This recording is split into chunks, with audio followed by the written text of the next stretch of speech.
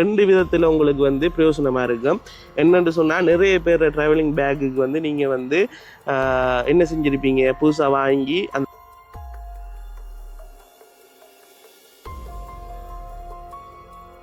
Lock இருக்குது தானே, எங்களுக்கு இது போதும், யாரும் களவெடுக்க மாட்டாங்க என்று சொல்லி நினைக்காம கொஞ்சம் கவனமாக இருந்து கொள்ளுங்க. நான் எங்கே போகிறேன் என்ன காரணம், நான் வந்து கிரெடிட் கார்டு எடுத்தனால, ஆனால் நான் 1 லட்சம் ரூபா தான் செலவழிச்சிருக்கிறேன். ஆனால் வந்து பார்த்தீங்கன்னு சொன்னால் 6 லட்சம் ரூபாய்க்கிட்ட இந்த கார்டில் வெட்டுப்பட்டிருக்கு, நான் செலவழிக்கலையேன்னு சொல்ல. அப்போ உடனே அந்த கசில் இருக்கிற கேர்ள் கேட்குறாங்க,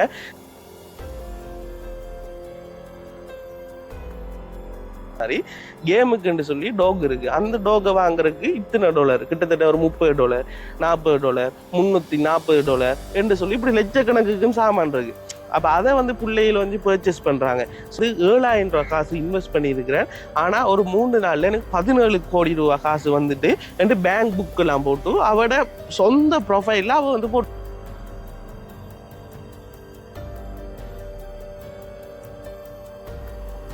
அதாவது சின்ன மீனை போட்டு பெரிய மீனை பிடிக்கிற மாதிரி அவங்களோட வலையில வந்து எங்களை வந்து இழுத்து கொண்டே இருப்பாங்க. கடைசி கட்டத்துல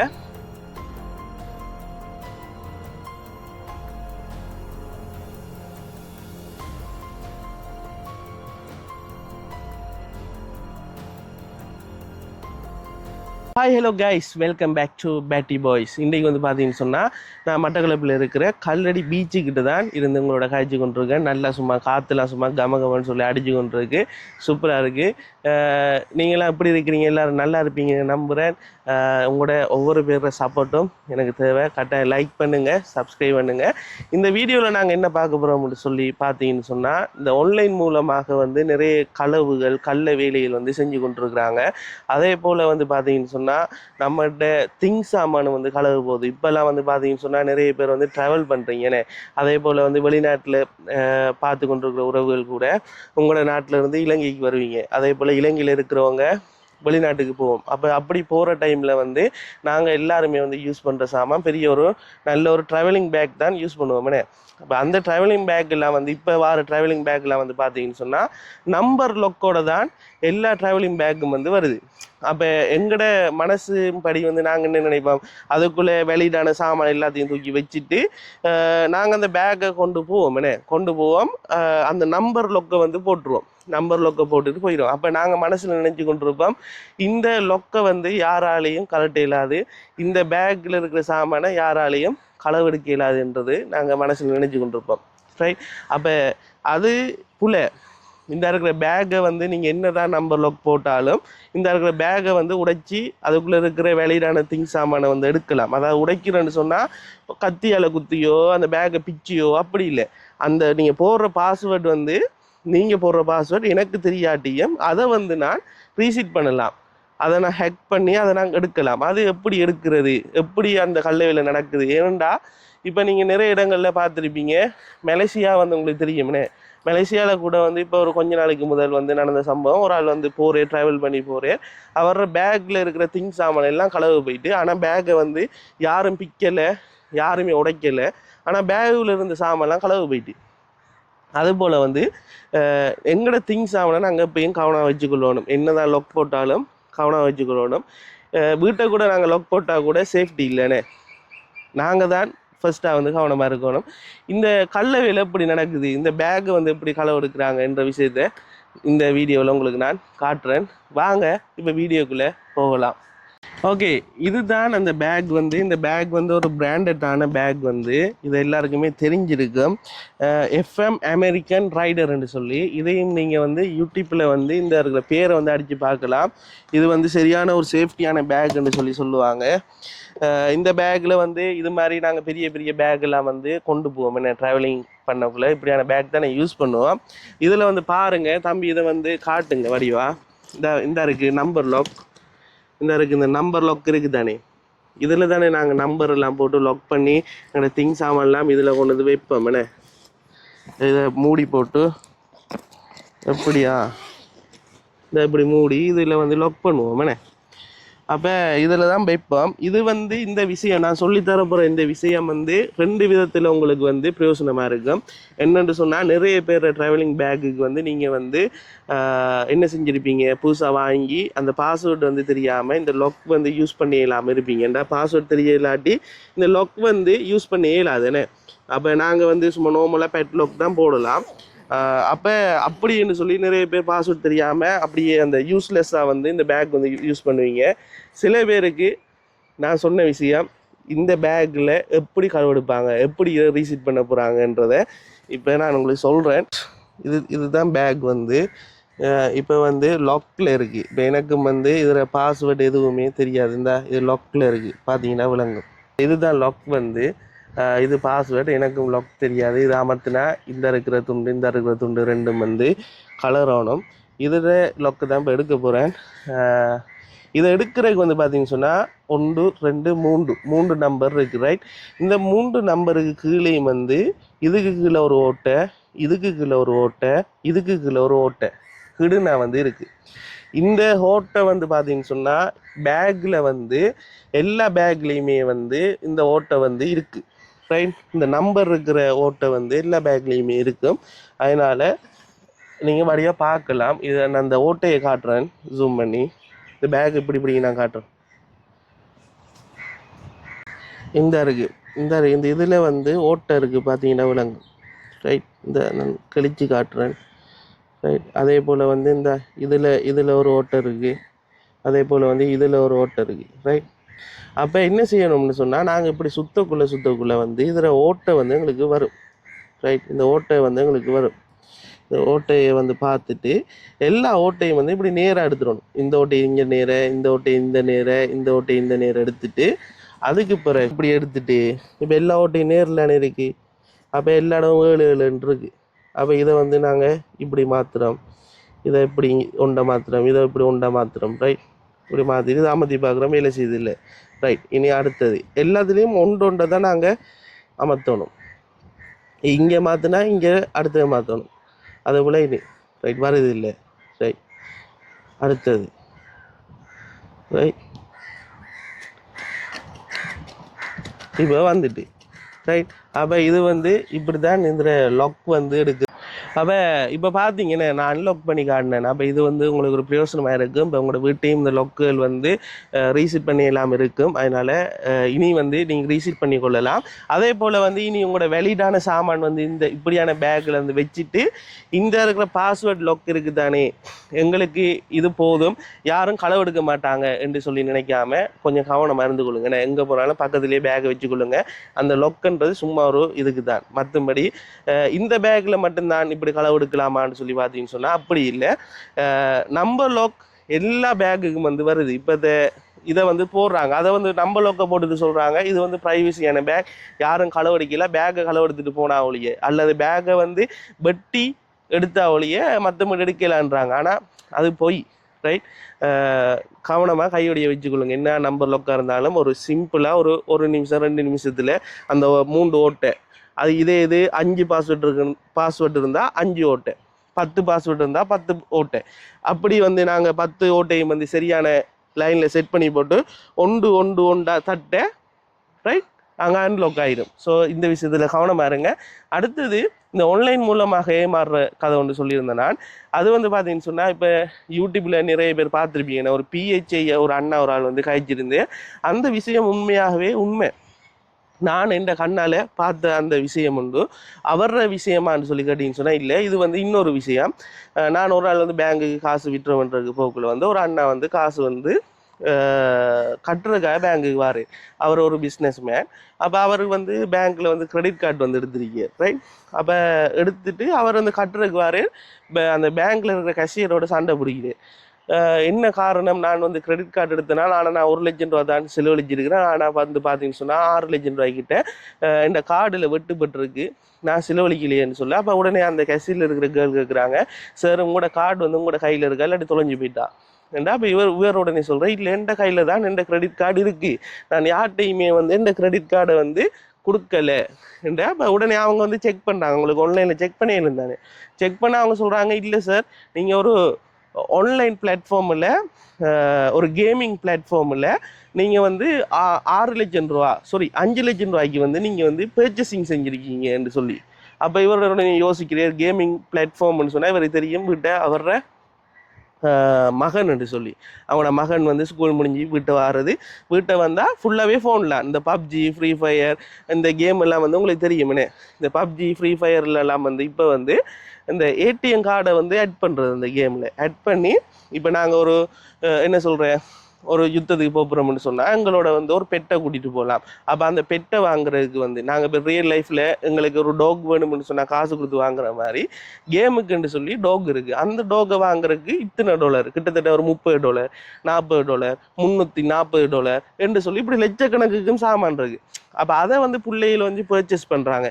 ஸோ வந்து இப்போ நிறைய ஆப்பெல்லாம் வந்துட்டு அப்போ உங்களோட பிள்ளைகளோட கையில் சின்ன பிள்ளைகளோட கையில் ஃபோனில் கொடுக்கக்குள்ள மிகவும் கவனமாக கொடுங்க. என்னென்னா அவர் வந்து சொல்கிறேனே நிறைய பாதிக்கப்பட்டிருக்கிறேன்னு சொல்லி. அப்போ அது போல் வந்து நம்ம இப்போத்த காலத்தில் இப்போத்த ஜென்ரேஷனில் வந்து பிள்ளைகளுக்கு வந்து ஃபோனை கொடுக்காமலும் இருக்கல. ஆனால் கொடுக்கக்குள்ள வந்து இப்போ வந்து பார்த்தீங்கன்னு சொன்னால் ஃபிங்கர் பிரிண்ட் ஆக்சஸ் எல்லாத்துக்குமே வந்துட்டு ரைட். அப்போ நீங்கள் இப்படியான விஷயங்கள் இந்த ஏடிஎம் கார்டு வந்து ஆட் பண்ணி உங்களோட ஃபோனில் இருந்தாலும் உங்களோட ஃபிங்கர் பிரிண்ட் அக்செப்ட் இருந்தால் மட்டும் பே பண்ணுற மாதிரி செட்டிங்கில் வடிவாக பார்த்துக்கொள்ளுங்க. அடுத்தது பிள்ளைகள கையில் கொடுக்கக்குள்ள சில ஆப்புகளை அவங்க வந்து வேலை செய்கிற மாதிரி சில ஆப்புகளை வந்து ப்ளாக் பண்ணி வைக்கிற மாதிரி நிறைய சாஃப்ட்வேர் வந்துட்டு இப்போ ஆப் ப்ளாக்னு சொல்லி நீங்கள் ப்ளே ஸ்டோர்லையோ போயிட்டு நீங்கள் டைப் பண்ணிங்கன்னு சொன்னால் உங்களுக்கு வரும். அதே போல் வந்து இதுலேயும் ஆப் ஸ்டோர்லேயும் இருக்கும் இல்லைங்களா. சில ஆப்புகள் வந்து பர்ச்சேஸ் பண்ணி எடுக்கக்கூடியதாக இருக்கும். அப்போ யோசிச்சு பாருங்கள், இந்த விஷயத்துலேயும் மிக கவனமாக இருங்க. அடுத்த இன்னொரு விஷயம் வந்து இப்போ வந்து புதுசாக வந்து கொண்டிருக்கேன்னு சொன்னால் திடீரென்ற மாதிரி கோல் வரும். இது வந்து வெளிநாட்டில் நடக்குதான்னு சொல்லி எனக்கு உண்மையாக தெரியாது. ஆனால் எங்களோட இலங்கையில் இப்போவும் இந்த இருக்கிற கள்ள வேலை இந்த இருக்கிற திருட்டு வேலை இப்போயும் நடந்து கொண்டிருக்கு. அப்படின்னு சொல்லி பார்த்தீங்கன்னு சொன்னால் திடீரென்ற மாதிரி கோல் ஒன்று வரும். சரி, கோல் ஒன்று வந்துட்டு ஹலோ நாங்கள் டயலாக் ஆஃபீஸ்லேருந்து காய்க்கிறோம். இப்போ கால் பண்ணுறாங்களே தெரியும் தானே எந்த நம்பர் வந்து டயலாக்கா ஏர்டெலா அச்சா மொபிட்டலான்னு சொல்லி தெரியும் தானே. அப்போ உடனே அதுக்கு இந்த மாதிரி கதைக்கிறது கால் பண்ணிவிட்டு ஹலோ நாங்கள் டயலாக் ஆஃபீஸ்லேருந்து கதைக்கிறோம் சார், உங்களுக்கு ஒரு கிஃப்ட் ஒன்று வந்துருக்கு சார். அப்போ நாங்கள் என்ன செய்வோம், எங்களோட மனசு இப்போ எல்லாரோட மனசும் என்ன ஒரு காசு வருது இல்லாட்டி ஒரு கிஃப்ட் வருது இல்லாட்டி எங்களுக்கு ஒரு புதுசாக ஒரு விஷயம் கிடைக்குதுன்னா நாங்கள் உடனே இந்த சந்தோஷத்தில் எங்களுக்குரிய அந்த ப்ரைவசியை வந்து மறந்துடுவோம். மறந்து நாங்கள் உடனே என்ன சொல்லுவோம், உண்மையாவா சொல்லுங்கள் சார் என்றுவோம். அப்போ உடனே அவங்க சொல்லுவாங்க அவங்களோட பேரை கொஞ்சம் சொல்லலுமா, என் பேர் ஜோய், அவங்களோட ஐடென்டி கார்டு நம்பர் கொஞ்சம் சொல்லலுமா, என் ஐடென்டி கார்டு நம்பர் இது, உங்களோட வீட்டு அட்ரஸ் இது எல்லாம் சொல்லிவிட்டு கடைசியாக சொல்லுவாங்க சார் உங்களுக்கு கேஷ் ப்ரைஸ் தான் விழுந்துருக்கு. ஸோ வந்து உங்களோட ஏடிஎம் கார்டுற முன்னிலக்கத்தை சொல்லலுமா. ஓம் நான் இந்த சொல்கிறேன் ரெண்டு உடனே ஏடிஎம் கார்டு எடுத்தாச்சு முன்னுக்கு இலக்கத்தை சொல்லியாச்சு. சார் அப்படி கொஞ்சம் கோவிக்காமல் அந்த பின்னுக்கு இருக்கிற 3 இலக்கத்தையும் சொல்லிடலுமா. ஓம் சொல்கிறேன் 3 இலக்கத்தையும் சொல்லியாச்சு.